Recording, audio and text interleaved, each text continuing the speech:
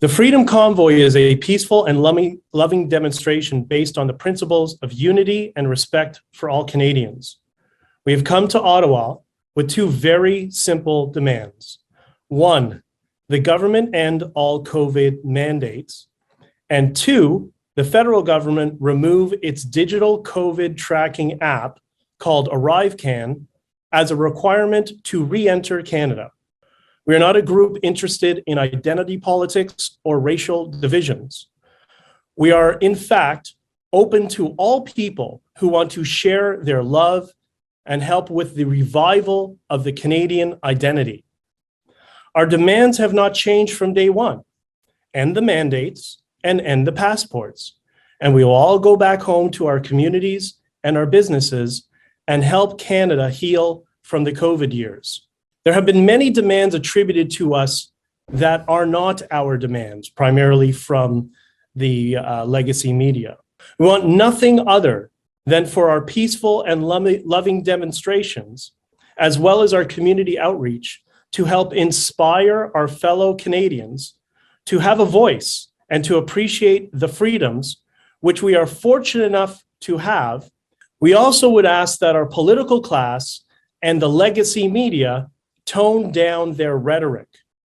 The era of slander and indiscriminately labeling fellow citizens with pejoratives or as racists needs to come to an end. We want a return to a normal life, a free life, no matter where one lies on the political spectrum.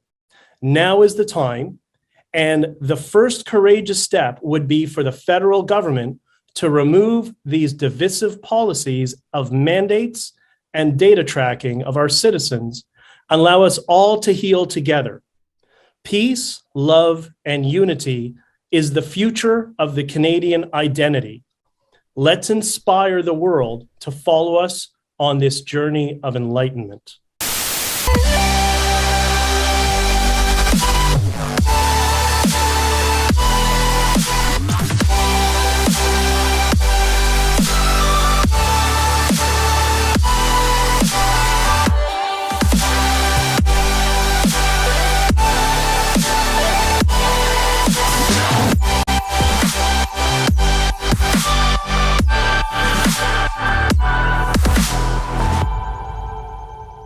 Greetings, free people. Welcome back to Anarchast, your home for anarchy on the internet. The third day special edition of the show, coming to you live. All the beautiful attendees of Anarchapulco, the awesome event going on all over the world right now, as well as watch parties everywhere. We have a cool show for you today. 4 guests, including, I think we're going to talk to some people on location while we get set up. I'm going to ask you to bear with us and be a little patient because it's hard coordinating a live stream with these events happening. So let's get into it.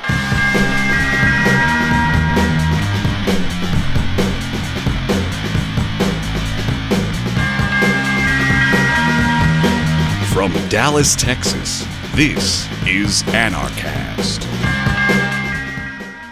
Okay, I think we're just going to go straight to location. Can you hear me? Hello, hello. Hello, can you hear me? Yes, I can. How are you? I'm very well, thank you. How are you? I'm great. You're one of the attendees at the event, right? I'm actually a volunteer. Oh, so you volunteered to help at the event. How are things going? Tell me about what you're up to there. Basically, me and my partner were just looking after the watch party. Okay. All right. How's the watch party? How many people do you have there? About 15, 20. Nice. There you go. There you go. There you go. What are you doing as a volunteer there? Basically, we've just been just taking registration, making sure everyone's looked after, everyone's having a good time, that there's no trouble. But all the people here, they're all conscious-minded. They're just enjoying the show, just watching. So there's no trouble. What's the vibe like?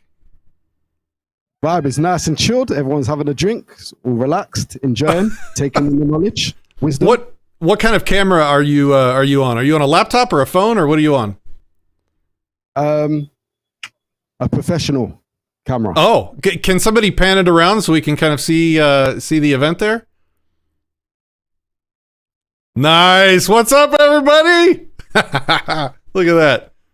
Anarchapulco watch party, everybody. That's awesome. All right. Thanks, cameraman. You rock. I think we have our first guest, who was a last minute a guest booking.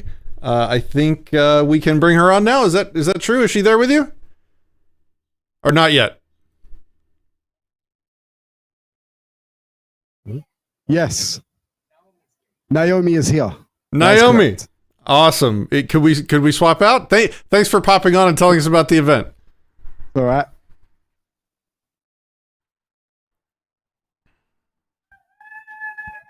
All right. Hi. Hey, what's up? Your name is Naomi, right? Well, yeah, that's what they called me. That's what the official paper says. The paper? Okay. What do you want me to call you? You could. Well, I mean, yeah, I respond to Naomi. You can call me that. Okay. All right. So they told. Now. Okay. Are you? I couldn't hear you. What'd you say? Yeah, you can call me Naomi if that works. That works for most people. Okay. All right. They tell me that you're a natural adventurer with a rebellious spirit. They say that Naomi is a heart-led biodynamic craniosacral therapist. What is that? So biodynamic craniosacral, it stems from osteopathy, and it's an energetic modality where you're basically held in a quantum field. We're deepening kind of into stillness where all arises, and it's really facilitating the healing of your own system, because we all have a natural intelligence and we're connected to this great, amazing universe, world, whatever you want to call it. And so the natural intelligence is there, and it's really about just accessing that. And also it's kind of, it's really, it's definitely heart-led work, because to be seen and received is really essential to the human experience. And so this is very intimate work where you are seen in your in a quantum state, and seen and received in that state. So, you're not just this body, or you have this problem or whatever. It's beyond that. You're this great miracle, really. So it's kind of amazing what will come about and transform when you are seen and received as a miracle. It says you create mantra-inspired collages and NFT art. Can you tell us about some of that? Yes. So I've always been an artist. I've created collages, paper collages, and I used to exhibit photography. And so it's really exciting with the NFT world and digital art. It's a way to just take my work into the next level. So I'm having a lot of fun with that. And I always enjoy incorporating a little message, or a, like I say, mantra that has some sort of inspiration behind it. Okay. What is it says you write for the Road to Autonomy magazine. What's that? I've never heard of that one. I'd love to hear about it. Oh yeah, it's just a small, independent little magazine, and it has wonderful tips on how to live a more sovereign and autonomous life outside of the system. And I do a column which is based more on a spiritual aspect to the theme of the month, basically. What's one of the tips that you've written about for that publication? Let's see, what did I write? Well, we just wrote, I think, about education. And I was just, I forget. I'm sorry. This is the end of my day. It's totally fine. But really what I was kind of went back to is that education never stops, right? It's always learning. We're always learning. We're always growing. And to, push ourselves to expand what we think we know.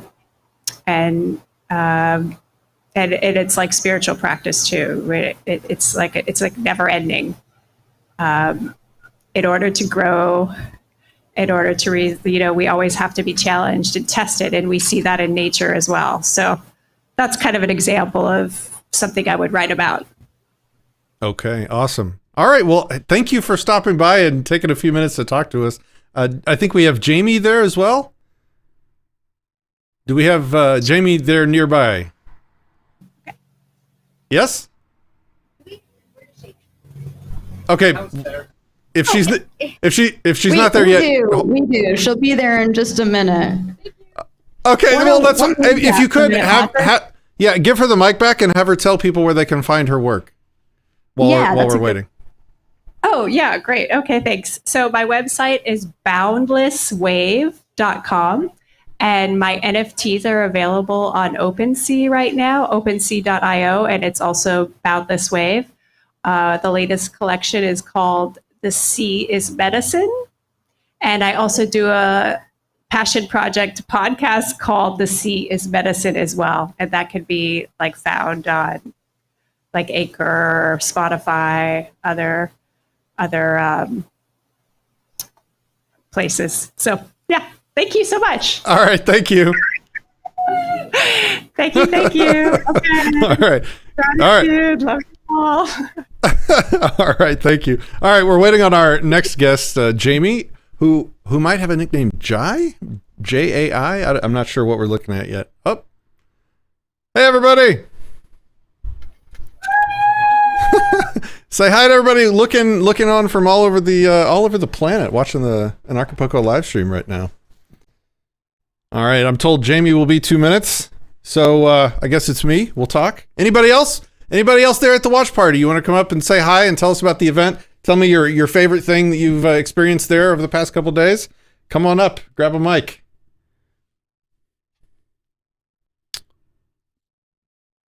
All right, just give us a couple minutes here. We'll have our next guest up.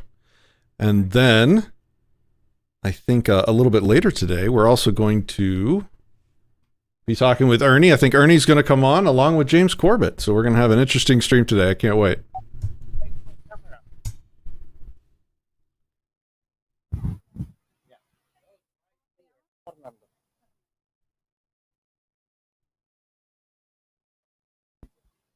All right, who's this? Hello. Hello. I'm like, I know, I feel like I'm crash landing in here. We're live. This is happening right now. We are absolutely live. Acapulco. Hello, can you hear me? I can hear you. All right, is this Jaimie? Last time I checked. All right, do you prefer Jaimie or Jai?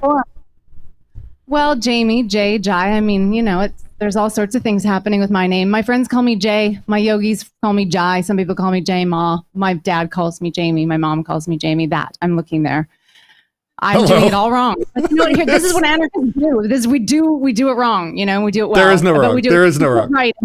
Right. You are the founder of Thrive Evolution Media and co-creator of the Thrive Evolution Summit and the Thrive Evolution Blockchain for Changemakers. You're a best-selling co-author, a former pro athlete, mother of 3, and an entrepreneur.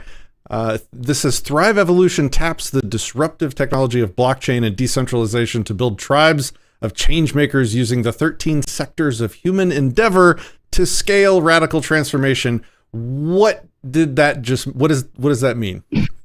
What is happening? I know, believe me. I birthed it. It's a thing, thriveevolution.io, blockchain. It's human potential transformation, the alchemy of spirit, whatever you want to call it. I'm going to meet everybody where they're at today with what we're doing.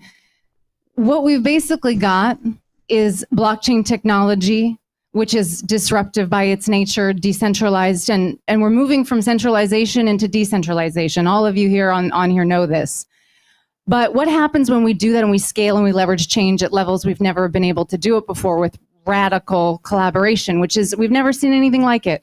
And it requires that we get out of the way because change is coming fast and we have to adapt and be very innovative. And so we're putting the teams and tribes together globally to build the projects and platforms that create the parallel systems that allow us to run supply chains and fly all over the world like Susan Sweeten and all the amazing things that we're capable of. And that's what we do. We take human potential and blockchain, and they had a baby. And the little baby's name is Thrivolution, but it's not so little. It's growing very quickly because it's an idea whose time has come. People are ready and they get that we have to unify. They understand that the time is now and there's an urgency, but they also understand we don't want to focus on what we don't want, which is surviving, that we want to focus on thriving. So Thrivolution, by the way, is like revolution, but Thrivolution or Thrive Evolution. It's like Adidas, it swings both ways. So, you kind of just, if you feel like referring to it as the revolution, Thrivolution, go that way. If you want to talk about the Thrive Evolution through the 12 sectors of human endeavor and the open source tribes that we have all over the globe, then go that way. But it's really been a beautiful experience to meet like-minded people. And this, I will just say, shout out to Anarchapulco this year. Loving it. Amazing. Epic humans. And I feel really honored and humbled to be here. Is this your first year at the event? No, I was here two years ago when it was at the Princess. Okay, awesome. Yeah. So I want to learn more about the tribes that you're building. And can you tell us about that more? Like, what kinds of tribes have you built and what are they up to? So the evolution of what we're doing really changed recently. Well, recently as in the last 6 months, as we really recognized that blockchain was what we were really doing. We don't know what to call ourselves because the consciousness within which the old world was created, we don't live in that consciousness anymore. We're moving out of it. And so there's no manual for this. So those of us who have the ability, because of strange things like me, I've died lots, right? So it kind of has given me this ability to get out of the way and receive information and technologies, freedom technologies in particular, that then I find other people who help me translate them in their field. And we get the best people all over the world. I think this is his way of saying that I'm shiny. Is that what's that? I'm sweating. I'm Canadian. Okay. What? I'm hot. I'm not complaining. My girlfriend. Hold on. Is there somebody off camera insulting my guests? This has got to stop. That's not okay. I'm sweating. It's true. He's probably like, oh my God. And there's a light on me and it's got hotter. And now I'm on the hot seat. But basically, I barely got out of Canada. I came here because I really wanted to be here and because I wanted to be with my people. And I wanted to share what we're doing so that people can understand that, not only do we have hope, but we have strategic, tactical, ninja style on the ground stuff happening that allows us to break down by sector. There's 12 sectors of human endeavor. We use something similar to Thrive On through Foster Gamble. You're familiar with the Thrive 1, Thrive 2 movies? Yes. Okay, so the creator of those has something called the Thrive Solutions model. And what we do is we look at the issues and problems that we face, and those are called the dangers. We get very aware about them, and we do that by sector. And when we really intimately understand the problems, we then can act as solutionaries, which means that we move from survive, which we're really doing a good job at right now, and we actually start to recognize we're very powerful creator beings, and we focus on thriving, and then we upgrade our systems upgrade. We upgrade our system. We are the technology. I mean, let's be honest. We are the technology. And when we understand that, this is a transformation of human consciousness, and then we just have fun doing it by sector and building what I call like a change arc. Get the kids on there.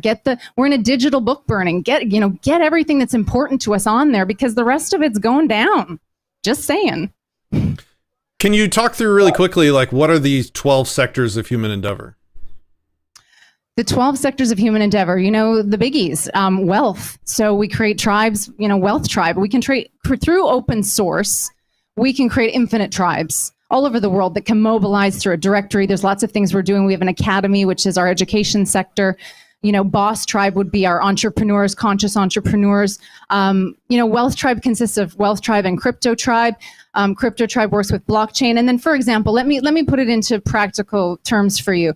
So, for example, when we want to look for artists, we're seeking artists or they're seeking us. They want to, convert something onto the blockchain. I'm going to give a shout out. You guys all know who Emma is if you've seen her artwork. And there's a prayer for change makers on the back of her painting. I mean, you can't make this shit up. And she shows me her art. I was so transformed in my consciousness. And I said, I need to connect you through Shine Tribe, which is our arts, music, culture, dance, pottery, theater, all of the cultural expressions which are under attack, along with everything else in every other sector. And when we understand that particular sector, we can cross-pollinate sectors. For example, Shine Tribe, we're now connecting with Crypto Tribe to make NFTs overseen by Wealth Tribe so that we can make a business of it. Because most artists, they don't know how to do business, and they don't need to, and they shouldn't need to. Systems should be able to take care inherently of the systems within which they function. So it's almost like a network of synapses and trees. You know, if you look at how trees function, the new freedom technologies that we operate on the blockchain as change makers allow us to scale by breaking down and ironically decentralizing, ultimately to move towards unification, which is the 13th tribe, which is called One Tribe or Worldview, which allows us to unify at the highest level and move out of competitive models of what's in it for me and greed-based paradigms into elevated paradigms that allow us to thrive, that are inherent to our birthright, by reclaiming what is already ours and we never lost. Because, you know, you can't lose freedom, but you can give it away. So it's just a choice, and we're there at a choice point, and we're making that choice, and we're inviting everyone to join us so that all over the world we're creating precedent and not recreating the wheel. You know, we really need to come together. So that's it in a nutshell. I suppose That's a big nutshell. There's a lot in there to talk about. Do you have any sort of active projects that are underway right now that people can join in on? Yeah. Okay. So if you're into cryptocurrency, we created a platform. When I say we, I mean our teams and our tribes. I mean, it's remarkable what's happening, the best of the best coming together. And so we solve problems. We're solutionaries. And we looked and we thought we really want to help people decentralize, but they're getting into problems in the crypto space. You know, it's wild, wild west in a lot of ways, or people get hurt because they're not educated. So we created an academy with, I think we're up to over 30 coaches now, top level coaches that help people for free. And then there's obviously opportunities as an academy to get in there and educate. So education is key. So we have the academy, which supports people getting into the cryptoverse, because we need as many people as possible in there, and we need them to have good experiences. So we created the Shillit app. That's a token betting system, and we just make the space accountable, you know, and we show people who are new to it that, look, if it's a honey pot or it's a rug pull, it's a red, no go there. Yellow means meh. Green, it's pretty good to go, and if it's purple, you got to go get that one. It's gonna be good. I mean, disclaimers always with that Shillit app. We also have a social media platform, all created out of need, out of solutions, because we were finding the censorship to be obscene, unprecedented levels. And when people say to me, oh, we're losing free speech, I'm like, no, we already lost it. So yeah, we just stopped complaining. We can't complain. I mean, how much longer can we look at each other and go, shit's hitting the fan? It's like, yep, it sure is. Now, what are we going to do about it? And I think my passion is all of us recognizing that we all have something really, really special to put on the table right now, and it's all hands on deck. And, you know, I have my lane, and I'm good at my lane. I love my lane, but my team is my family. They're my soul family, and it keeps growing all over the world. And we're just finding our people and coming home.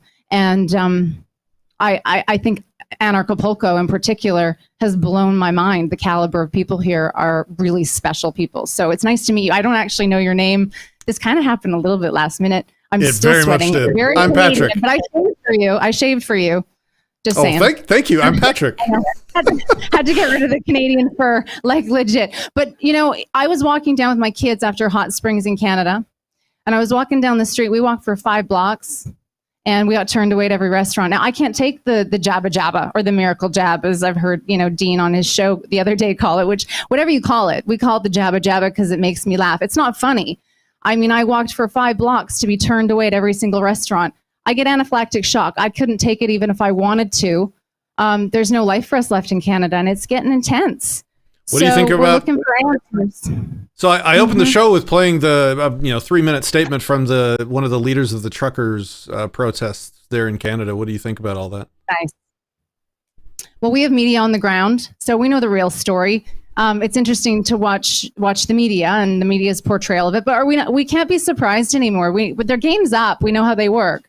So when we have people on the ground there, we see that, you know, I've not been proud to be Canadian, but I'm proud to watch my fellow Canadians stand up and inspire people all over the world. It's been one of the most remarkable things that's brought me to tears on so many occasions, to see people draping Canadian flags from bridges and kids out the windows waving and screaming in the flags. And, you know, it's people just chanting freedom. And if nothing makes you cry when you stand and watch people stand for a nation and stand for what's right and say, we're not leaving until it changes. This is what needs to happen, and history is being made, and we've got people on the ground showing us the true heart and the peaceful protest that's going on in that country. And I mean, what can you say? If you don't cry daily right now, you're not feeling what's going on. Just saying. What do you think of the chances that Canada's going to have a turnaround? How big are these protests really in terms of the popularity amongst the people? Is it just a small section of the population that's really wanting change, or is it actually the majority of the people right now? And do you think the leaders are going to listen, or are they just, what are they going to do? Run into the ground? They're going to start a military fight with these people? I mean, like, what's the next steps? Where do you see it going? Well, if I have something to do with it, then, you know, we're gonna have peaceful protests for as long as we can. And, you know, we're gonna rise above it, because we're oddly supported right now, and the world is watching. And we're in a bit of a media blackout, a bit being probably, I mean, it's not a bit, you know, we're just getting censored. You know, we're not seeing the real news. So I would say to people, tune into the real news.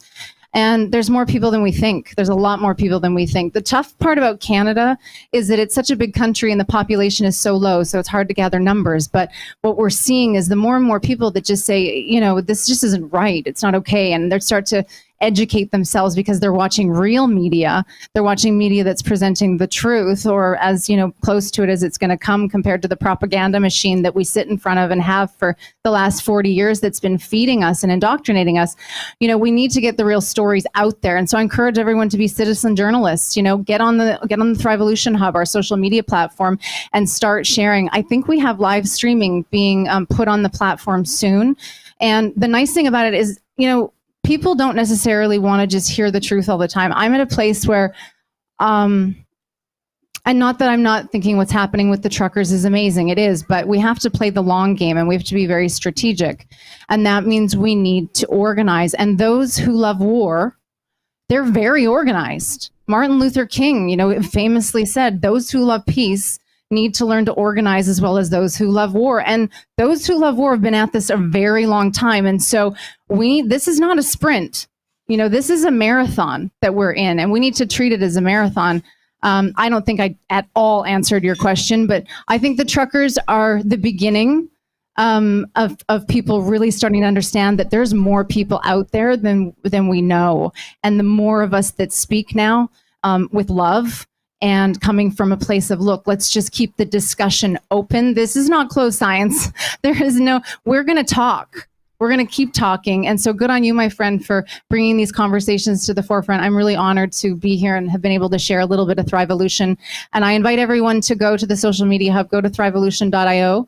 And if you're someone who wants to get your hands on the table and wants to roll up your sleeves, and you're a change maker, which I think it's safe to say everyone here is.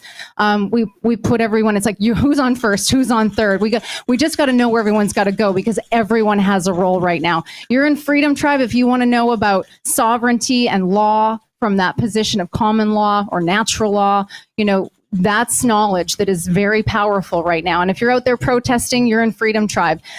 If you're thinking that you can shift this through consciousness, you know, if you're one of the woo-woo types, and we love it, we need everybody, then, you know, it's not happening outside of you. It's happening inside of you. All the changes inside. It's a level of consciousness, and that's Soul Tribe. So you start to see that we have to meet people where they're at. You can't make other people wrong because they're protesting. You can't make other people, you know, bad because they're doing it a certain way. Everyone's just doing their best with what they've got and where they're at. But with this system, we can evolve our consciousness, because we cannot change the world with the level of consciousness that we've created this world in. It's impossible. So this new technology, blockchain, if you haven't studied blockchain, everybody study blockchain. Understand blockchain on some level. And if you don't need to know what's in the hood, under the hood, to drive the car.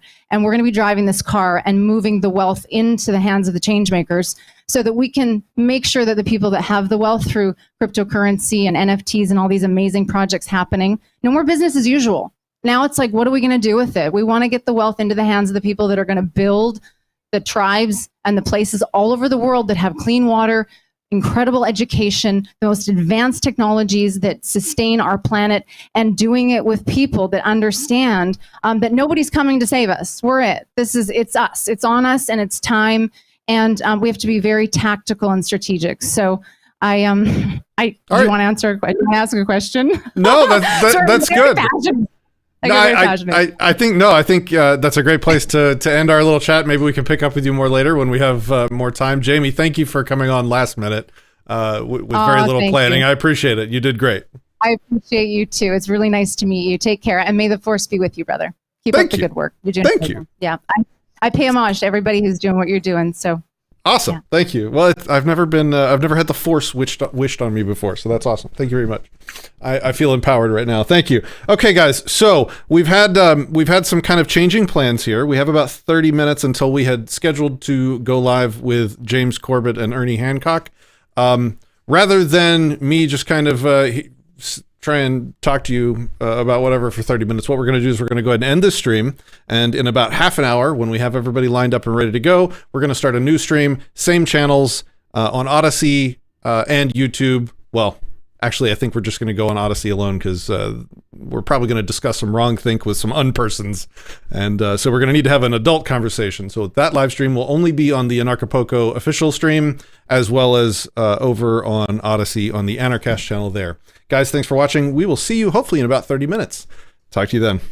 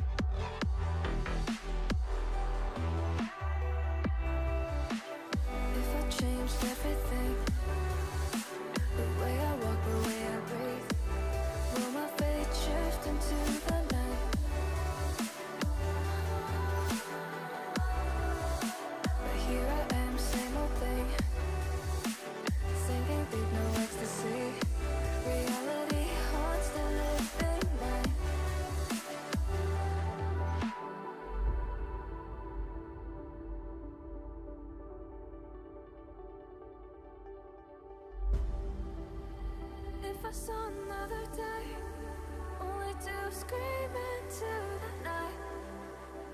Nothing ever tries to change, even if I want to realize. 'Cause I've been sitting here, same old ways, taking off without the same mistake. Darling, where you going? It won't be as simple for you.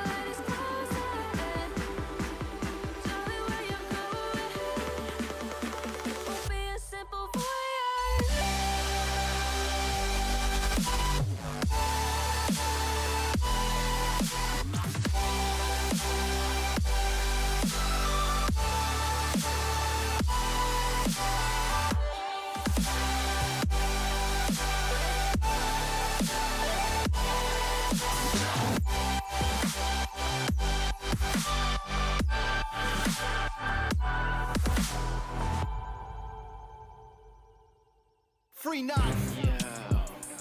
Ella se jodió la bicicleta con suerte. Pa' que no joda. Dímelo. Yo, peace to my homie Brandon out there. Put together the Nexus. Let's get connected. Ahora, we need the agora. Pa' que no joda. Pa' que no joda. Live free, nah, they can't control that. We need the agora. Pa' que no joda. Pa' que no joda. Politics is rigged, you can't ignore that. Politics is rigged, you can ignore that. Keep propping it up, it won't fall flat. Withdraw your consent and your whole stack. Be your own bank, be your own tank. You can't stop blockchain, be store lies. 3D printed doing laps like Daytona. Don't attract no cops, no donuts. Kinda economics doing all that. Okay, it's getting real, they wanna hold us back. I'm trying to hold my steel, they wanna go for that. Cause all they do is steal, they don't produce nothing. I tell a status to their face like do something. But you can find me in the club or on the beach, yeah. And I don't really fuck with clubs or the beach, yeah. But ever since my freedom became illegal, I'll be damned if they force me to my knees, bitch, please. Ahora, we need the agora. Pa' que no joda. Pa' que no joda. Live free, nah, they can't control that. We need the agora. Pa' que no joda. Pa' que no joda. Politics is rigged, you can't ignore that. Computerized humanity. vanity. We all robots programmed systematically. Hack the system and create total anarchy. And disconnect from that self-absorbed vanity.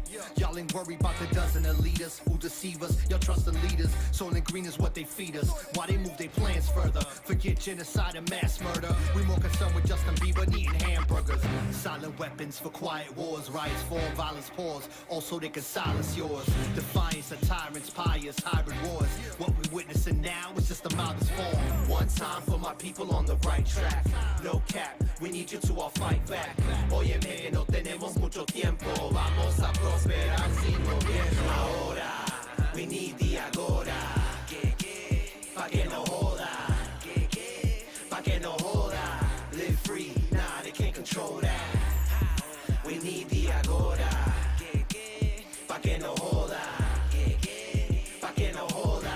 Politics is real, you can't ignore that. I'm plugged into the Agora's nexus. We need the whole community connected. We're the alternative collective. Self-sufficient and effective. Self-sufficient and effective. Each one teach one. Self-sufficient and effective.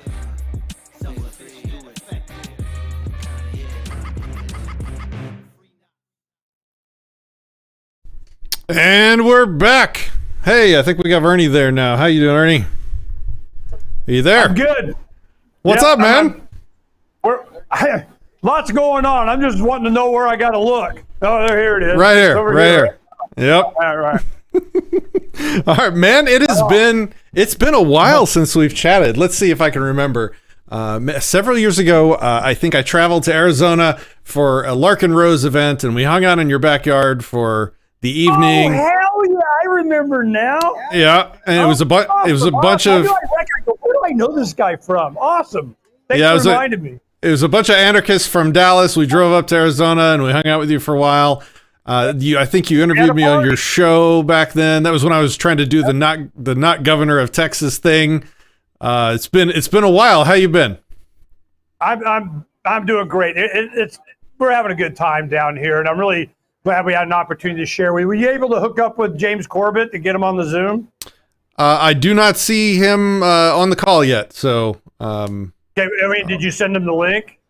Hopefully someone did. I gave the information to the people, so hopefully we got that to him. I just wanted to make sure it didn't fall through the cracks. Hopefully he'll come on.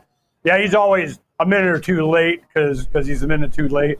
But, you know, James and I do a show for years, every week on Wednesdays, talking about a lot of things. And what we're talking about tonight, I mean, should I explain what's going on? Because once it gets over to Colin being all geekified, man, it's gonna go weird, you know. I'll try to keep it slow today. Yeah, it's getting late. I was a little slower today during the panel, so. Yeah. All right, so is it now a good appropriate time? Yeah, go for it. Tell you what's up? Yeah. All right.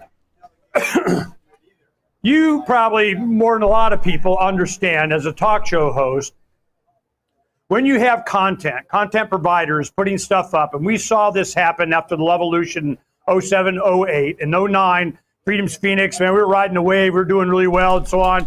Then the man starts cutting it. They're going, oh, hell no, you're not allowed to be popular and advocate for freedom and deplatform and, you know, demonetize, everything. And I'm going, I'm tired of being D'd. So I go, nope. I would camp on all of the social media, you know, for Freedom's Phoenix, Declare Your Independence, Ernest Hancock, Pirates Without Borders, and Love Bus Liberty Tour, and so on. We get the accounts for each one of those on all the platforms from everything.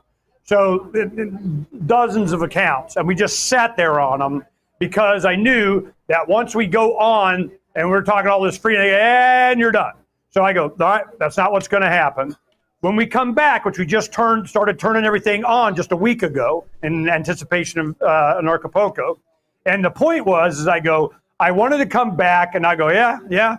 Oh, we're back. We're here to let you know we're over there. But we had to create an over there where they could not censor or delete. Well, that, you know, Derek Slopey, our IT guy out of Maine, he goes, you know, I think this IPFS thing is what you've been talking about. This was years ago. So for our site, and we've done some others, platform, you know, we're taking stuff down from Dell Bigtree, the Highwire, and Dr. McCullough, and we would scrape a lot of their stuff and have it where it was permanently archived in case it would go away forever. Well, James Corbett and I doing shows, he's been He's all about it. He's like, absolutely, I see where this is going. So we took all of James Corbett's site and we put it on interplanetary file system, file sharing, to where instead of how the internet kind of, now, Colin's going to correct me, but how it works is you have a DNS number for like freedomsphoenix.com.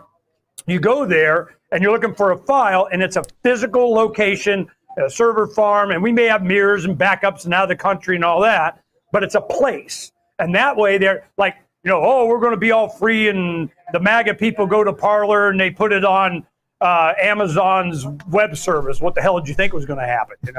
Right. So what we did is we go, no, IPFS is a named file and it replicates. And the more and James was going, Ernie, I do this. I'm a popular guy. It's going to crash the server. And I go, that's not how it works. The more it's accessed, the more it's cached, the more it's replicated, the faster it goes. And we've had a lot of luck with the websites that we've platformed on IPFS and the naming system, IPNS. What happens is it's faster than the World Wide Web, and we're just waiting to go. Now, we've already have our videos. It's DYIWEH, Declare Your Independence with Ernest Hancock on Odysee, has already for months has been putting our files up there. And I didn't even know it. We set it up a week ago. We went and looked at them, and I go, Jeremy did this? I'm like, all right, man, it's done. Well, we're trying to platform it on Float. Matt Raymer from ContentSafe.co is taken to where this is my dream. And I know your dream, and James's dream is the dream. One, it can't be deleted. But the big thing is that you upload one file, and that file gets replicated across all the platforms. And even if they delete the whole entire platform, the hash that is the named file that goes to that, it's all on these nodes all over the place, and it can't be stricken from the internet. It's like trying to take down, Bitcoin Cash blockchain or something, So what we did, and one of the things that was part of that, we've been working with Colin and Colin Pape from Presearch, and I go, what we really need is we need also a search engine so that you can find this outside of, the traditional search of they, them, those, because the DNS numbers, the man's just going to shut. Everybody thinks that, they're deplatforming, it's as bad as it's going to get. No, when they can just turn your number off. And I remember when I first started doing radio in 2003, the entire country of Libya got turned off. Then there's, we accidentally drugged some anchors by Egypt, and all of Middle East and Asia got turned off. And I'm going, if they can, they will. And we go into a war, you want to see some propaganda and some deplatforming and censorship, you just wait till that happens. So we have to have somewhere, there's an immutable location of data, because this is what I wanted and what you and all the content providers want. I want to be able to upload a file one time, and then I don't have to worry about it anymore, and it can't be deleted. And then it propagates across different platforms that you select. Now, the platforms, either you can do it manually, or they can start to integrate with this system so that it just automatically pulls from your files. So what Colin did, I'm going to turn it over to Colin, but once he gets going, man, it's going to get old geeks. All you geeks out there, get your pencils out. So what I said, we need to have search. So how do you search hashes? It's like looking for a transaction on Bitcoin or something. You have to have it. So what he's done with Nexus.io is I don't know, in a day, but he's been working on it for a while, but he made it all perfect. I wrote the query DSL in a few days, like a few months ago, and then this was the first official use case of it, pre-beta. We were hoping to we did it in about a day, but yeah. We can't get it. No, I mean, we sent him the link. He says he can run the web browser from his computer. He sent the link, so we might be able to demo it that way. But well, let me go ahead and explain it before you get geeky. I sent him in Telegram. So what happens is, Danny's taking care of it. So what happens is... Oh, they sent me something? I need to know. Let me look. I sent you something in Telegram. Yeah, link in Telegram. Okay. So you can screen share from yours, because we have a limitation on switching HDMIs out here. I'll work on that right now while Ernie's describing it to us. I'll work on getting that show. Yep. Just go for it. A little query for Corbett on there and just show how it works. Colin Pape at Presearch, last year, I go, we're going to need a search engine that would promote the search engine for, looking up IPFS files. And he goes, yeah, man, you guys get it done. I'll pimp it. And well, Colin, the Collins were talking today. It's like, here we go. So what Colin Cantrell has done is that you can search by just like any regular search. It has a bunch of other features too, so that now all the content providers in the Liberty community that just like they're counting on some search engine like Google or DuckDuck or Smart or whatever the hell, we have our own Liberty search engine for content. You can look up anybody, anything. Boom, shakalaka, it's there. And they are done. And it's so important because when I've looked at all these false narratives, all this control of information, it's like, what's the genesis? What's the root of it? Where do they do the most damage? Search. Because everybody Googles something and they believe if it's not on the first page, it doesn't exist or it's not relevant, right? You have to, it just creates this informational control. It's manipulated. Yeah, I mean, even the subtle little suggestions when you type in a letter, the people that you get popping up, right? You feel lucky? Yeah, I want to be propaganda. And search is a big problem. I mean, it really, we need a verifiable index. We need an open indexing system. So what we built was just a simple demo off of Ernie's IPFS records. We created a bunch of registers on a Nexus hybrid network, and essentially that has metadata in that specific asset. So some of that metadata includes the snap hash, some of it's the video hash, which then links to an IPFS record.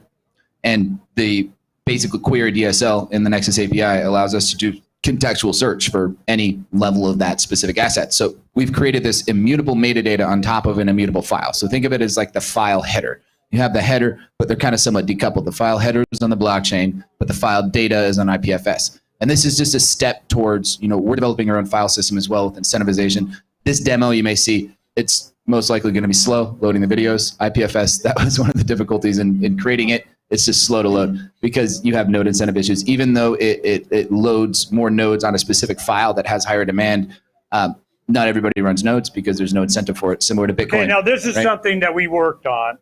We call it the Pirate Box, and it's just a demo. You can do it on old laptops or whatever, but we wanted to show that this could be done with Raspberry Pis, and we call it Pirate Box Project on Telegram. You go look for Pirate Box Project, and it'll blow up all over the place. But there's a few other teams working on this too, and this is how it works. You have the Liberty library that we can preload a bunch of your favorites, Corbett, us, Anarchast, whatever, and it's already there, and they are the seeds for it. When James goes, everybody buy the Liberty, library, because he's always going about they're burning the Library of Alexandria. So this is what we've done. When you pin files or you subscribe to a show that you like, then that automatically adds to your node. Well, what happens, that means that the people become the internet. And it just, it's faster. Even now, without that. What should I search? I think I have it pulled up here. There you go. There you go. There you go. So you're going to get some thumbnails. Going to pop. Try Corbett. It's Corbett with a capital. It's case sensitive. It's case sensitive. Okay. Capital C. Yeah. There we go. Pull up. So there's going to be some relevant. The reason that's a good search is because we have more IPFS caching.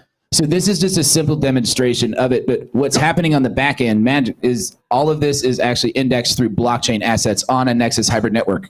So one thing that's really fundamental about blockchains, okay, is we have an immutable, trustless system that anyone can contribute to. So when we're talking about developing open indexes, it's fundamental to have something we can all share, but we can all contribute to, but we don't have to worry about somebody tampering with the database. So conventional search over blockchains or any type of IPFS is generally done through a database. I'm not sure how Odysee does it, but from looking at their code, it appears like they have some sort of internal caching system of their own files that they cache from IPFS, which has somewhat of a redundancy. You'll see it's going to be slow as balls. The first one, the first one's got the best load time from what my test. The very, very top one, yeah. That one. We're talking about this. Click the thumbnail, or the thumbnail will bring you a nice pop-up, or that brings you the full. And it'll take a minute to load. This is an architectural issue of IPFS, but it's still, this one loads within a few minutes or a few seconds. But this is all loaded directly off of IPFS, right? And we kind of modeled it slightly off of the Google just to show kind of that interface that everybody's already used to. But the important thing that I was getting to is we need to have an open indexing system. Okay, Google, they have bots. The way it works, it used to work in the early 90s. You'd go to Yahoo, you'd register your website, say, hey, I'm a new website, go check, send a bot there, index me and categorize me and so on and so forth. But what we're doing here is we're creating a type of similar thing for Liberty. We got two pieces. The piece that we're showing you here is a local search index for Ernie's specific Freedom Phoenix content, right? He said, I think it was about a year ago, I want search. I got my IPFS pirate boxes. Nobody can do search. Can you do it? And we were on the airplane, came back, we landed. He's like, so blah, blah, blah. When are you going to do something? I'm like, well, your search, let's do it. And he's like, oh, really? Really? Oh, yeah. And I'm like, yeah. He goes, it's done. I'm going, well, it's done. What the hell? You didn't call me? Yeah, I mean, so come on. we framed up some HTML on top of a Nexus hybrid network and loaded up some assets from a nice feed that I got from. Yeah, no, he pimped it out while he was sitting there while I was doing MCing. No, I mean, Kui helped too. Kui from, I mean, he's from Vietnam. I mean, I'm not much of a web coder. I'm a back end guy. So I was like, Kui, come on, can you help a brother out? And he did. He did a great job. I just want, we're just demoing it as a concept. This was a demo to show exactly how it can look and how it can work. But that web portal is just a window, right? It's just a window into a larger system because what we're developing is an open indexing system. So that specific one was kind of a generic private network geared towards earnest content. But what we're talking about with Colin from Presearch and other people is we want to develop an open indexing system where, nexus.io/search could function in the same way that Presearch would as a different window, but it would be through the same data set. So if you go to Presearch and you say, here's my libertarian site, it'll pop up and it'll do the whole indexing right there on Presearch side, but you would still pick up the results on the nexus.io side, right? They're different windows into the same data set. So what we're working on right now is developing kind of a hybrid network where we can, as libertarians with libertarian content, old school, load our websites up.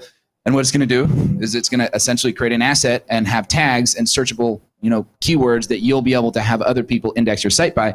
And then the really important part too is developing an algorithm for the filtering and weighting of that specific data. And part of that algorithm is going to have a public algorithm, which is going to be, this is the generic, hey, this person backlinks or whatever, somewhat similar derivative of Google, because you have to have a relevance rating, right? That particular demonstration was just kind of a raw dump of data from the blockchain queried using the query DSL.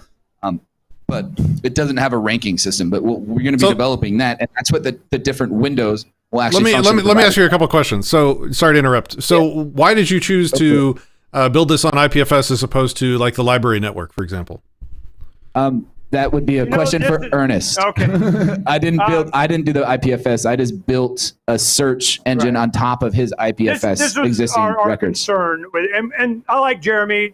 We're friends, and he's been doing great. And he's taken. I don't know how he's doing, but he's pulling our I'm not loud enough. He's pulling the IPFS, from our site, and I have an Odysee site that has the videos up there. The problem is it has to be to where there's not a central point of failure. Yep. Even though Odysee may be decentralized and it's got its app and all that stuff, it's still a brick and mortar place in Manchester with a Delaware, LLC. They're running a CDN too. And while he has been, just from perspective, even at PorkFest, Jaimie gets up and he goes, "I tell you, millions of dollars I've spent dealing with the SEC because he had a library token, the blah, blah, blah, blah, blah." Yeah. And he's like, "Look, I'll pay you. Tell me what it is that I got to do for me to be able to just operate my business without you bothering." And they go, "Nah, we want to bother you." Okay. Yeah.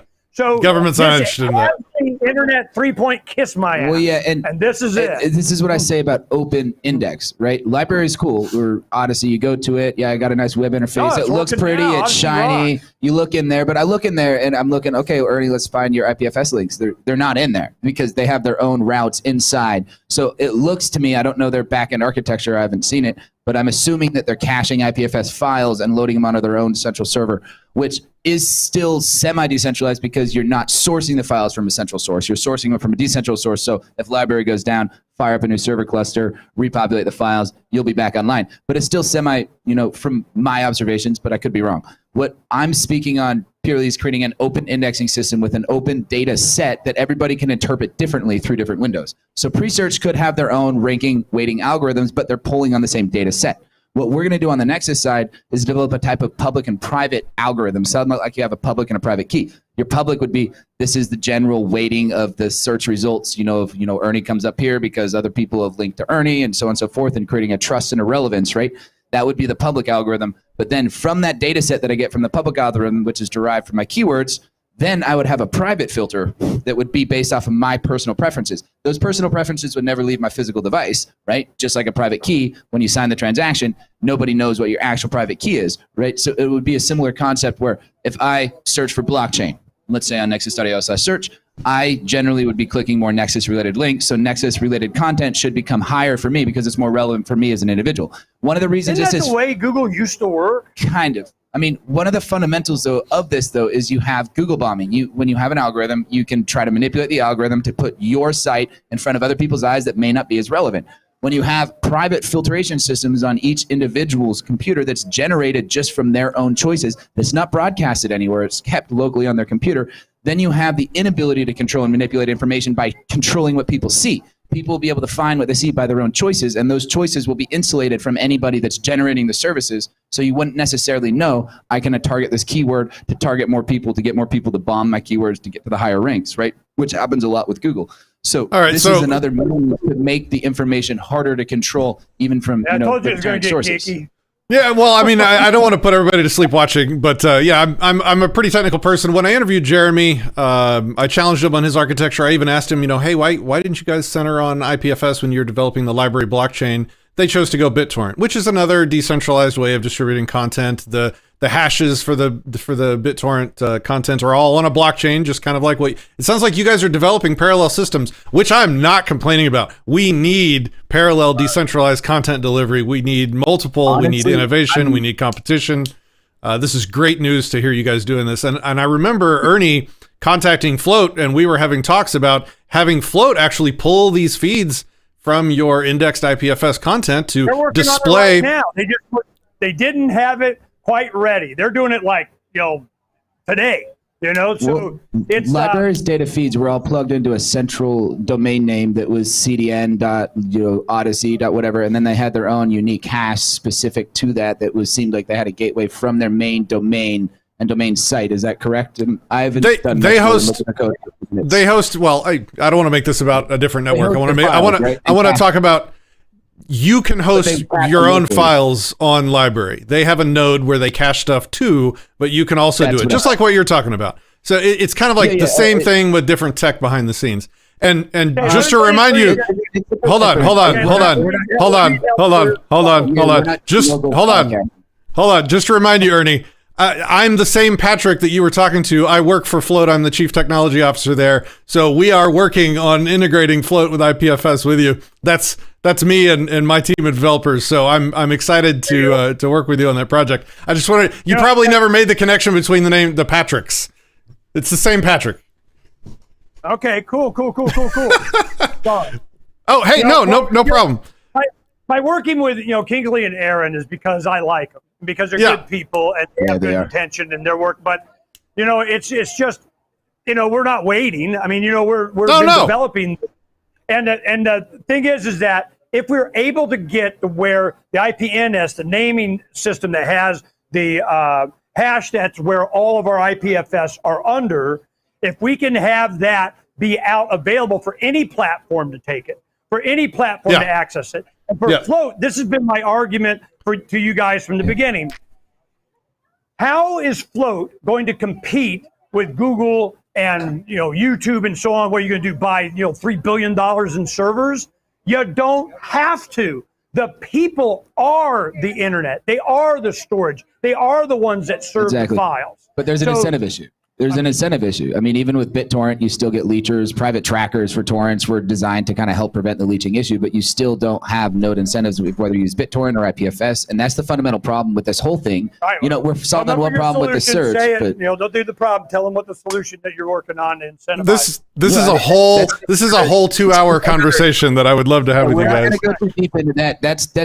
That's where we're going. You're already too deep. We're grounded, man. That's part of the file system for the operating system and all of that, right? But that's another story. But this specific demonstration was just, I wrote a query DSL, not to make a search engine, just because I wanted to search and compute and filter on blockchain related data. So, I'd run sums, I'd run standard deviation. I want to bring this up. The reason search, like Colin Pape pre-search, it was very important that when we do have search, that it get promoted.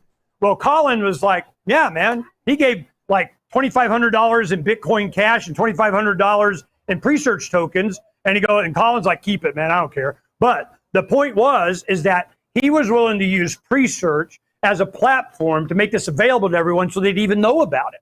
And I'm going, cool, Liberty community, man, we're rocking. So we've been using it for years. We've been platform. You go to declare your independence with EarnestHancock.com right now, and you look at any one of the shows that are up there, and you scroll down to the bottom, you'll see a graphic with a love bus on it. There's IPNS sites right there. You see Corbett's, boom, it's up to date. It cannot be purged from the internet. People don't understand the Library of Alexandria is duplicated all over the freaking planet. This is the point. And now we can search it. Now we have platforms like Float and Odysee that can be able to display it.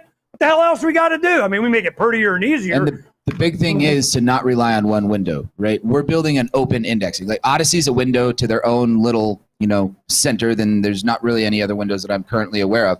We're building an open index that other people can join nodes into as a blockchain network where we act to index websites, right? Then also checksum. Also with Nexus, you get a byproduct of history. So you can see the history of state changes. You get the metadata, you get the searchability. This specific demonstration that we did, we wanted to show how we could build a very simple search engine on top of some IPFS related data, purely decentralized, no local caching, no centralized servers, just a pure blockchain network running with a pure IPFS and then a simple web front end that is basically your window into it. But now that can be any other web front end. Because what we want to do is we want to create collaborative economies. We want to create collaborative indexes. We want to create shared indexes. That's where you start to capture into Metcalfe's law, right? Where you get the decentralized exponential growth in that specific system. So we're starting, it was cool that it kind of opened the door back up with Colin and Presearch because they're working on some technical implementations of that. It's cool that you're working your CTO afloat because me and Kingsley and Aaron were talking a lot about Nexus integrating back in like 2020, and they had the bad CTO, I'm sure you remember, and then I'm sure you came in right after him. So I'm glad to see that they finally got a good CTO. So congrats, man. Well, I mean, the guy,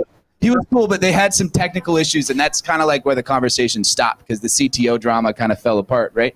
So I know Aaron and Kingsley pretty that well. was before my time. I'm not aware. I'm not aware of any drama before my time, but we are.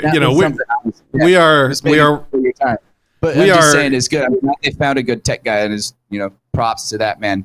Oh, it's going to be awesome. And we have some amazing plans for decentralizing the entire social network separately as well, giving people the ability to run their own float nodes with uncensorable content there. That's what we're doing. Like all of us, we're all working together to come up with actual solutions rather than just talk, rather than just bitch constantly about the government and all the tyranny that's being visited upon the world right now. We're not bitching, we're fucking doing.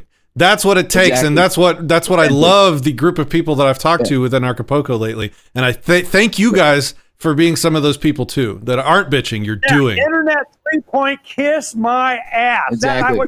I am so sick of this. As a content provider, you load once and you're done. My wife is my producer. And she's like, I'm gonna freaking get divorced if she has to look at more spinning wheels on 15 gazillion platform sites. We need to put it up once, and then that data goes, boom, save my marriage.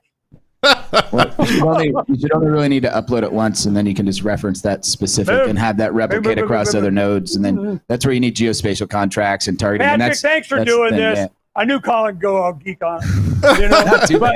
I'm talking pretty normal right now. Yeah. Well, Jeremy's one of these people too. Jeremy's one of these guys that's out there actually creating and doing rather than just bitching. And what are the chances that we have an alternative social network? We have an alternative social network run by principled voluntarists. We have an alternative video platform, Odysee, that has a lot of principled voluntarists running and working for that company. Like, we're at this really weird place in time where we have a shot. We have a legit shot to change the world by creating the tools that we want to see instead of bitching.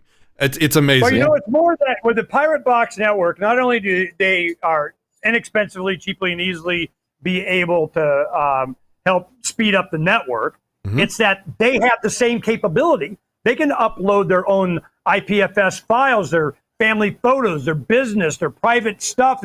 They got their own. Now, so that was the embassy that uses Tor from Start9 Labs. Well, Start9 Labs and us, when they were at Float Fest last year, they came to talk to me and said, look, man, we can take and put a container of the Pirate Box software on their machine and do the same thing in parallel. And I'm going, cool, let's do that. Because that takes care of fulfillment. They can have, the embassy and their Tor-based remote server along with the Pirate Box, and you buy it from them. I'm like, I'm in. Well, they're going to be here tomorrow. Danny Sessoms got us all hooked up with that. I'm telling you, I've been keeping my finger on this button, and it's coming together because people are serving liberty. That is the motivation.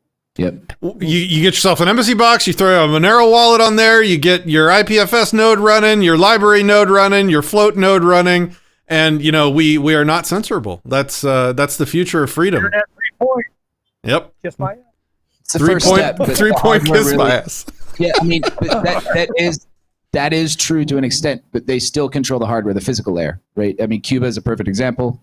People are having riots in Cuba. Oh, internet shut down. The reason being the symptom of the internet's physical architecture is they have cables strung across the ocean floor, which are incredibly unreliable, and also their security narratives and justifications for those narratives around keeping those locations not known publicly. So, one of those cables costs $200 million.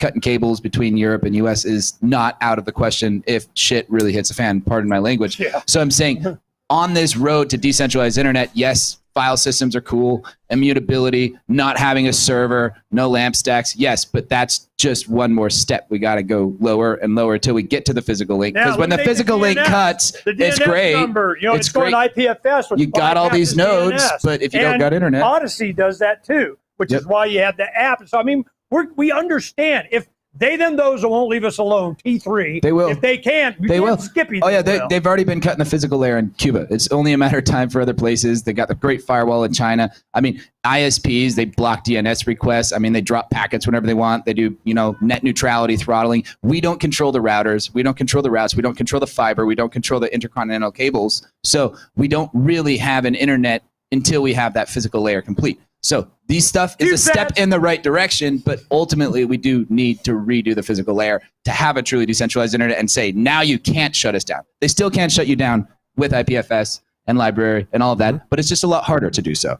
And it takes a little bit more effort. And they're probably not going to say, oh, library, we're going to shut down a cable because library exists. But if shit really does hit the fan, the internet can get cut between different continents. You think we've been censored now, deplatformed, demonetized? Wait till there's a war. I guarantee we're at war, bro. They're working on that right now. They're working on that right now every way they can. Yeah. It ain't kinetic yet, but we've been at war for quite a while, brother. Like, it's here. The revolution's here. No, I mean, it's time to get shit done, guys. Well, I want to give you guys a chance to put out a call to action, and I'll go first, and then I'll let you guys, put yours out there. If you don't have the ability, my preference is if you have the capacity and the ability and the knowledge and to build your own systems, then help us. Jump in there and stop bitching, stop talking, create something. Collaborate with others. If you don't have the skills, that's fine too. Contribute, participate, download these projects, learn these projects, help promote them, help get involved, publish your content on them. Share the links to them rather than sharing YouTube, share Odysee or IPFS or, Float eventually when it gets to a decentralized state. You have to help support these platforms and put your eyeballs on them. Otherwise they fizzle. So that's my call to action for the general public. What do you guys have to say? I know Aaron and Kingsley and their heart and what they're trying to accomplish and so on. I put some, money into float tokens and so on because I go, they're going to go in the right direction. And when they start to accomplish this, I'm going to do okay, because I invest in people, in intent, the power of intent. And I know the intention of the bad guys. It ain't good, okay? So we have to have the intent to what? To not be dependent on them.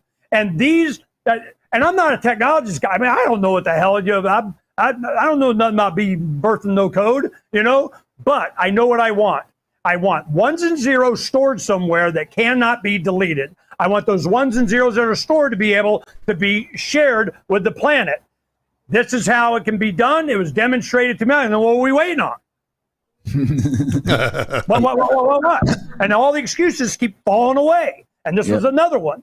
So I'm going, what you really need help with is the distribution of the nodes. And that's what he's talking about with incentives and the pirate box. That's part of the file system, but I'm also talking about an open index rather than these blockchain ecosystem. You have an open index with multiple platforms that contribute to that data set and interpret that, and that kind of creates checking and balancing, and then potentially make that into a sister network and so on and so forth. But my call to action would be, okay, the system that we know it is Sarnoff's law, which means V equals N. It's a linear relationship, 1-to-1, right? So, you know, you put in 1, you get back 1. What we're working on is Metcalfe's law, which is V equals N squared. So you put in 1, you get 1, you put in 2, you get 4, you put in 3, you get 9, you put in 4, you get 16, right? It exponentially grows. So we together exponentially multiply value. Crypto has unlocked one of the biggest secrets that has been played against us for hundreds and thousands of years. We create the value in the money. Money is a storage of value. It's a storage of information. It's a storage of belief, in a sense. It's a mutually agreed upon contract, right? I agree that this is worth so much. We will then exchange at that specific value, right? It's a mutual contract. So we have figured out that we can do this, right? And now that we have that, we can learn to fish and we can teach other people to fish too. That's the biggest fundamental thing that we need to do, is have that sovereign independence, have that sovereign like identity where we know we don't have to rely on anything external for ourselves, because then from that we could provide that to other people and develop our own trade networks and have a truly decentralized future. So this is why they're so damn scared of us, because they are living in this Sarnoff's law, right? Now there's enough power structures around and enough delusion in the general population of their power that they're still in power. But when that time comes and we see these collaborative economies come to life, there's going to be no stopping it, because it grows exponentially. We multiply value exponentially. We see it in free markets. That's why you have to have a log chart, because a log is the inverse of exponential growth, because you want to see a more steady, because markets grow exponentially. Value grows exponentially. We create things exponentially. So if you feel like you're down, you're worried, what do I do? Go learn something. Go do something new. Go fire up a node. BlackMarketFridays.com. Or even go talk to someone that you thought was crazy about something, saying something. You know, learn something. Learn to fish. Do something, because that's what we really need to do. Find ways to collaborate with other people. Start thinking local. Build local ecosystems. Build local trade networks. Start growing grow a garden. Start researching technology, like Earnie doing his carbon nanotube batteries. Like lithium-ion batteries suck, right? So Ernie's working on carbon nanotubes. Like, do something. Push the bar. Push that envelope. Don't let yourself be sold short from what you could possibly do, because, you know, the only failure in life is when you give up or when you don't ever try, right? So try new stuff, because we need all boots on the ground right now, guys. Like, it's shit's getting bad. It's not going to get any better. It ain't going to get any better, okay? We got to do something about it, and we got to work together to do that, right? So if you feel scared or whatever, go find someone that you can trust in and you can learn from, and teach yourself how to fish so that you can teach other people how to fish, because that's the best way we can combat all of this. And get a node, you know, get an embassy, get a Raspberry Pi low pirate box. Throw some content this is up. So Say easy. something. Yeah. And all we're doing, you know, James, I tell you, James Corbett says do something, it gets done. I mean, a lot of people do. Like, you know, we did our newspaper. You go look at freedomsphoenix.com. At the top, you'll see a newspaper. Hell, we sold 6,000 online before I even printed it, you know, because he said go. Well, when he says go, and it's time, and that's why I was hoping to have him on, when he endorses the purchasing of pirate boxes, Raspberry Pis, and load this on to be part of the network, you'll have your network. But we got to wait until it's ready. The technology needs to mature. You know, go to Pirate Box Project on Telegram. Just hang out with the guys. There's a few other teams that are working on and doing a bunch of stuff too. They don't float your boat, you know, go over somewhere else. And I know guys that float, you know, I really wish they had it ready by, you know, this week. I really wanted to pump and show a demonstration of it, but they're working slow. We got guys working on it. It's going to happen. And if you're there, Patrick, a slow grind. you know, I'm feeling the love, man. It's all going to happen.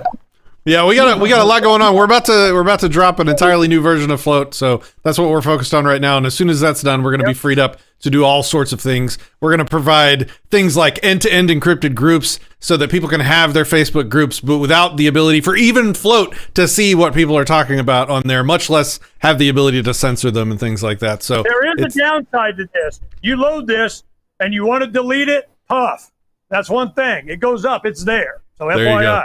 There you go. All right, well, we had James pop on for a minute, but I think he got disconnected. So is there anything else that you guys would like to talk about? I think we might also have somebody named Nick Sapanaro there that might be on location with you if he's nearby. Yeah, we can put in nothing comment. I'll switch with them. You know, I'm just glad we got to have this talk, because it's so important to be just thinking down this road. Yeah, Ernie, go ahead and go ahead. I'll give you the last. I'll give you the last word, Ernie. If you want to just kind of say a few things, and then maybe like when you get to a next level on your project, we'll bring you on Anarchast and do a deep dive into it with you.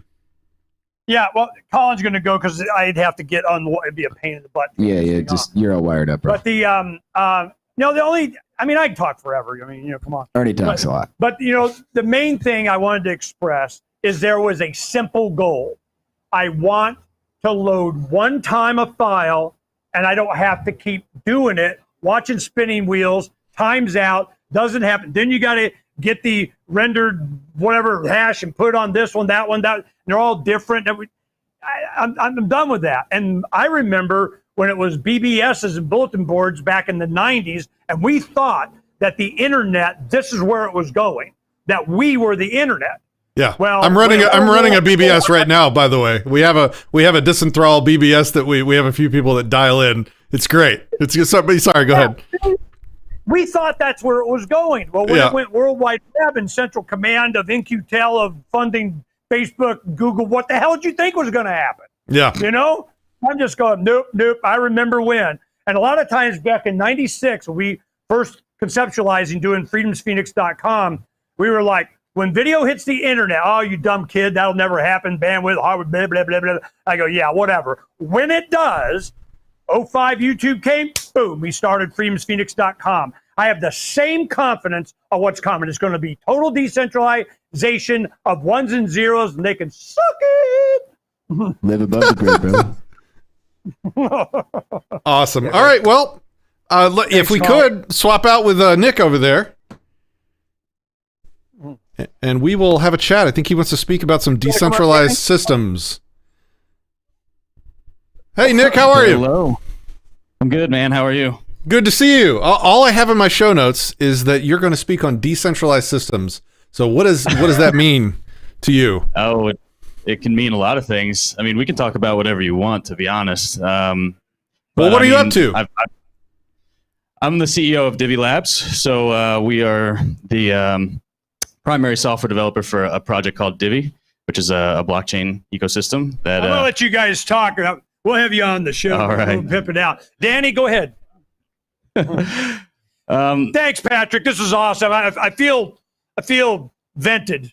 Dude, we're going places. I'll tell you that right now. We're going places. The world's not ready for this. Just like the governments weren't ready for cryptocurrency to take their monopoly on printing money away from them, and they're just now waking up and trying to put a stop to it. They weren't ready for it. Well, they're not ready for the other stuff we're doing too. So a lot of hopeful there.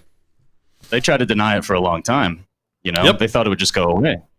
Yeah, well, I mean, now you see the news just broke. Yesterday? Canada's gonna ban, ordered all of its regulated exchanges to ban certain BTC wallet addresses, and they had they had a Monero address on the list of addresses to ban too. They have no fucking idea what they're talking about. Like they're just like ban it because we said so. Scribble it into a law, and so because I said it, it shall be done. It's like that's not how any of this works anymore. That's not how. See, here's the problem. They presume to have authority over us, right? They presume to be able to regulate the technology. You can't regulate this technology.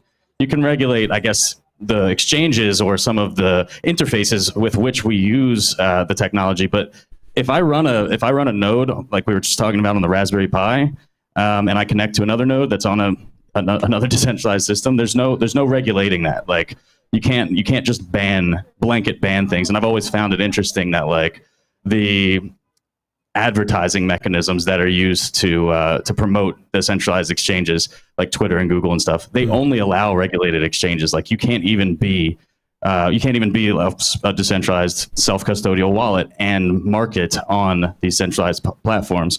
They've done like little things like that to try to control this, but ultimately, they just can't. Yeah. And what was the other news that just broke? Some state in the U.S. banned 3D printed firearms, or they're working on writing up legislation to do that. And I'm like, you guys have no idea what you're doing anymore. Like we have so out-innovated government as a technology that they don't even realize yet. It's like gun control is over. We already put that away. You can't stop it anymore. Anybody can print a weapon at home on a little $300 printer. I've done it. I was one of the first ones on I think I was the first one on YouTube to live stream 3D printing the Liberator. And I haven't. I think I got banned. I got that video taken down. But somebody's talking. What? I said I used to work at Defense Distributed myself. So. Oh, hey, what's up, man? Yeah. We broadcast our show out of there for a long time, and at one point I was actually assembling those machines.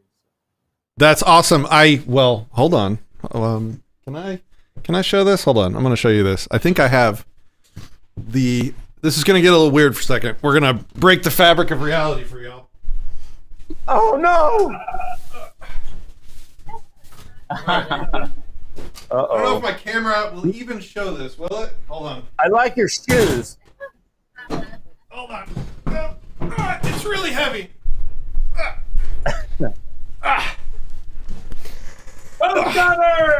This is the one of the first ghost gunners that was created. This is the only one with a serial number 001, I believe. It was delivered by Cody to the steps of the Austin, Texas courthouse, where they milled lowers for the first time in protest.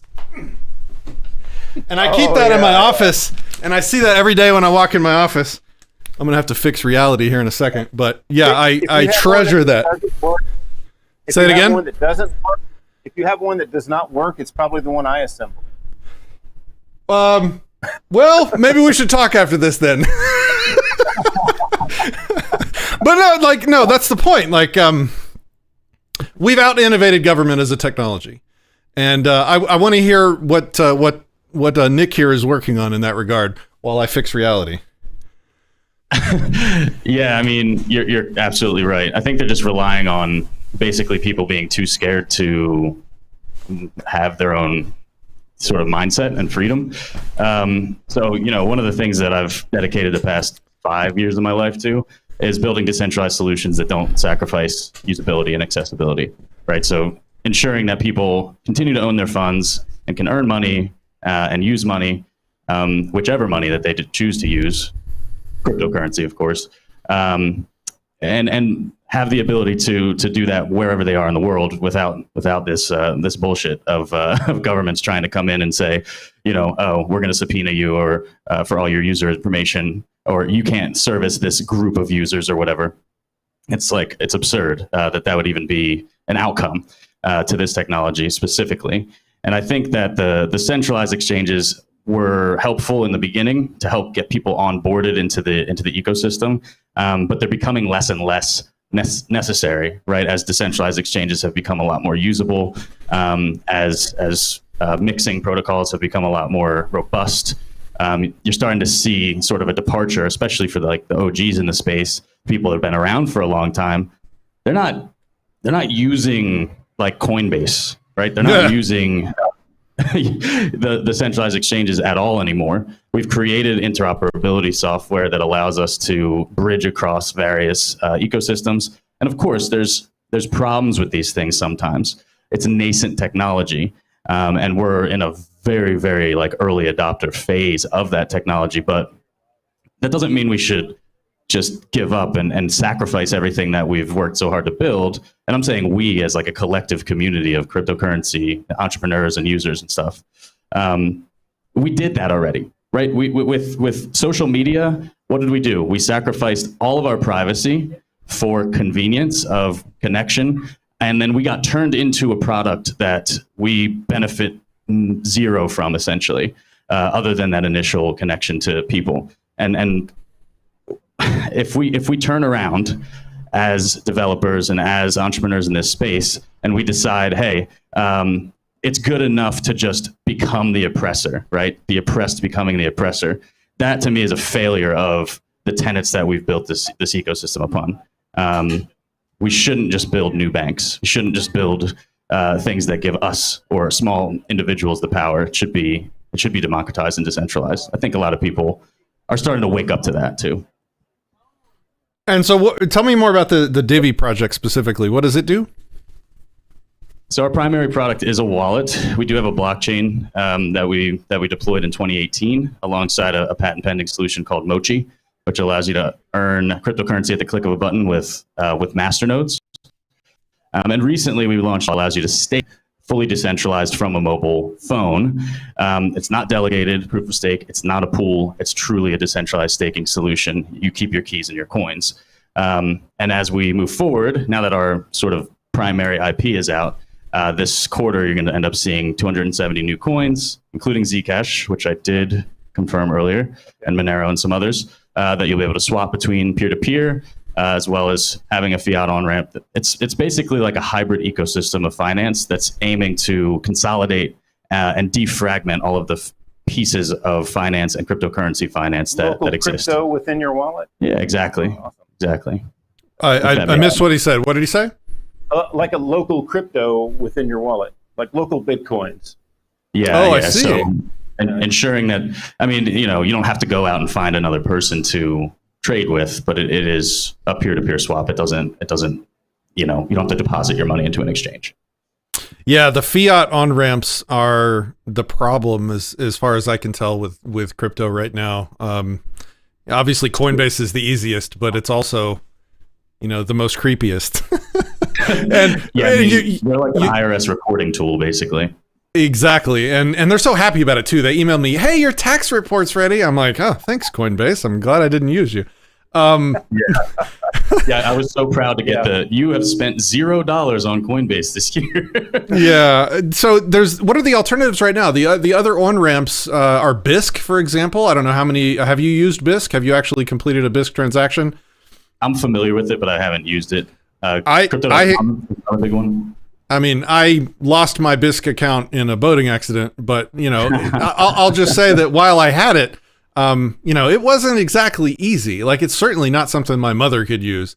Are there any other on-ramp projects? Yeah, I mean, like I said, the big ones are, of course, your crypto.coms, FTX, those things. They're all centralized exchanges where you're depositing money. They're, taking your information, and then they're giving you a representation of the cryptocurrency that you own, even though they own it while it's on their exchange. A lot of people never get past that step. That's the problem. So it's been really difficult for us to build this hybrid ecosystem because we have to work with trust companies that are willing to literally say, we will take the money and whatever you do next is kind of on you, because we're literally allowing the user to purchase, let's say, USDC, right? I want to take my US dollars and get USDC. The money goes to that trust company, and then we ensure that the USDC comes to the user, and from that point, the user has full control of that money. It was really difficult to find a partner that was down with that, as you can imagine. My next question was, how the hell did you do that? I doxed myself pretty hard, and the leadership at our company has taken a lot of personal risk on to ensure the security and safety of our users. So it's just a sacrifice we had to make, I guess. I mean, are you on the hook if something goes sideways with it? Like, is the SEC looking at your? I guess if I did something shady, but because we're a software developer, we don't ever actually touch any funds. We're not technically liable for any state registration or MSB licensure or anything like that. It's I don't know if it's called a loophole or it's just how the law works, but that's how it works. Yeah, we're looking at Float, our social network. We're looking at dropping, the Float token, and without giving private information away, I can say that there's a lot of thought that has to be placed into how do you release this crypto asset in a way that the SEC doesn't immediately class as a what do they call it? A security. Yeah. So it is non-trivial, and there's a lot of risk there. And really, the biggest risk is that it's completely unknown. Like, they're making up the rules as they go. They're changing their mind every few months as Jeremy at Library, can attest to, for sure, right? They change their mind, they make this shit up because they don't know what they're dealing with, just like we were talking about earlier. They don't understand this stuff really at all. So they're just making it up, and oh yeah, I feel like that's a security today, and next week they're like, oh no, that's a digital asset. Like, what are you people talking about? You don't even know. Like, what's the difference between a library token and World of Warcraft gold? Like, nothing. Yeah, it's true. And it's funny because I saw I can't remember her name, but she's a very, very high tier investor. She's changing her tone on Ethereum as it moves into proof of stake.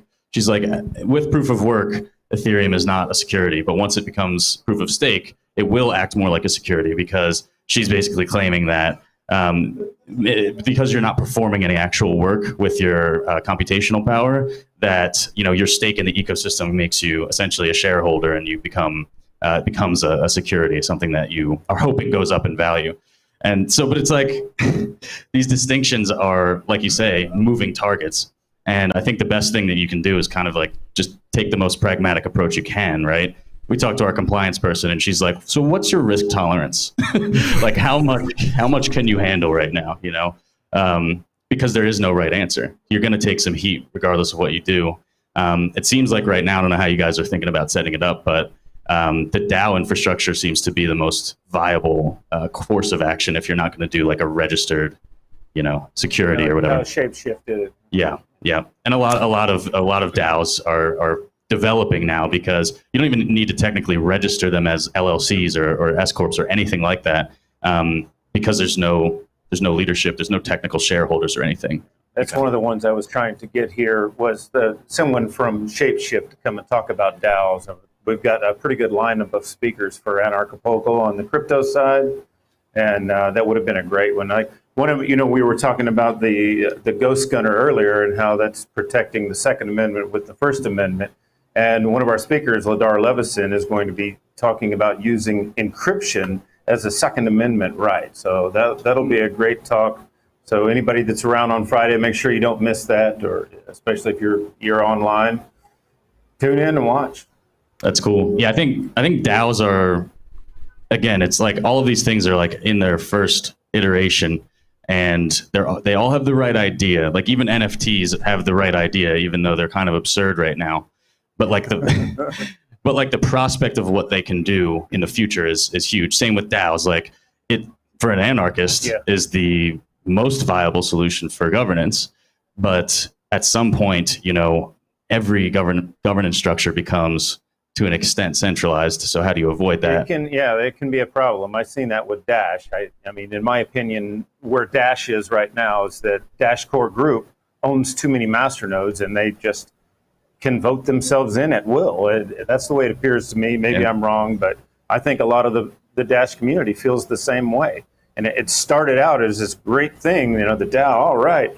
But yeah, we've all got an equal share here. But, you know, as the price went down, they bought up more. And it just doesn't seem like that anymore. That's the problem, because it's still ultimately most of these DAOs are reliant on a single ecosystem. There's no like tricameral DAO yet, right? There's no DAO that has two other branches, so to speak, that check and balance it.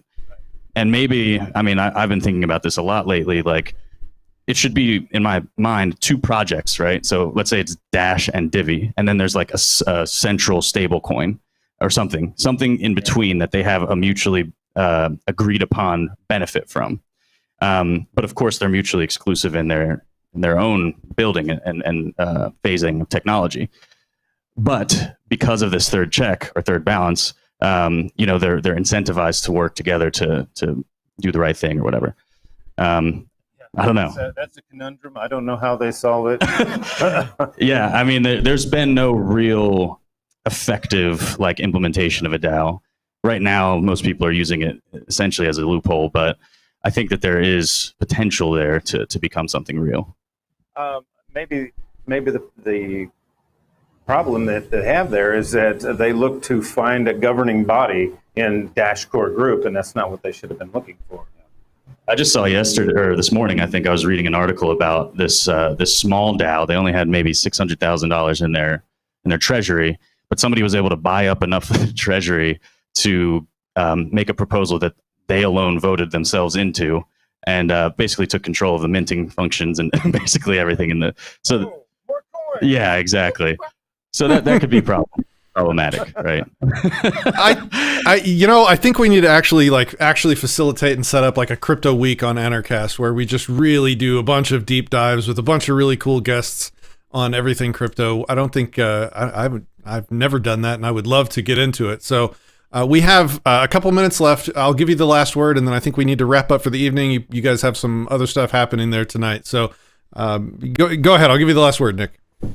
No, I mean, thank you for having me on. I know you don't know me personally, but you know, I'm a fan, and your show is great, and I'm glad to be here.